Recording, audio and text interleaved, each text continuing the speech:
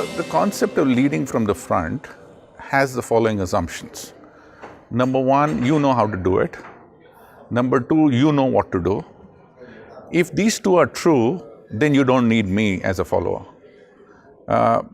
Number three is that if that's true, then all the kind of people you have who are lost in life. Because I, for one, don't want to be your follower, right? I want to be an equivalent participant to a movement. In my style of leadership, which I believe I've seen most successful, which is the young leaders like Steve Jobs or Mark Zuckerberg, is more about inspiring people to do the stuff they do, setting higher and higher benchmarks for them, saying, I don't know, go figure out what is the right answer. I will not accept a suboptimum answer, but go figure out. That kind of leadership results into creation of very large number of ideas. You do not attract followers, you attract possible wanting to be leaders, and then they create the kind of momentum which is unique.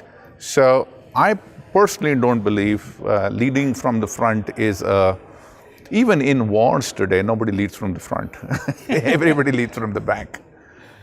So I think the way to look at technology is as follows. I think we have 6 billion people who have about 4 billion, 5 billion digital identities. Soon it will be 6 billion digital identities. And we have 1 trillion devices speaking to each other. So 6 billion digital entities speaking to each other, 1 trillion devices speaking to each other. So the amount of communication which is going to happen in the world is of the size and scale and magnitude we have never imagined. You would not be able to deal with this and convert this threat, so-called threat, into an opportunity unless you understand the changing directions of artificial intelligence, business analytics, all these virtual reality, augmented reality. These are fundamentally going to change the way the world of tomorrow is going to be. So if you just think of incremental change, that now I have more analytics on what the customers want, you don't get it.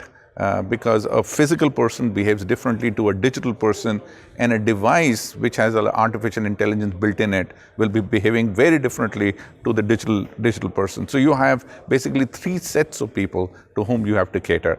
And therefore, appreciation of technology, application of technology, and being able to deal with these 3 sets of people is going to be where the biggest disruption is going to happen. Internet disrupted the way we did a lot of business, but I think the kind of transformation we're going to see in our businesses in the next decade will make whatever we have seen in the last 2 decades look like very small.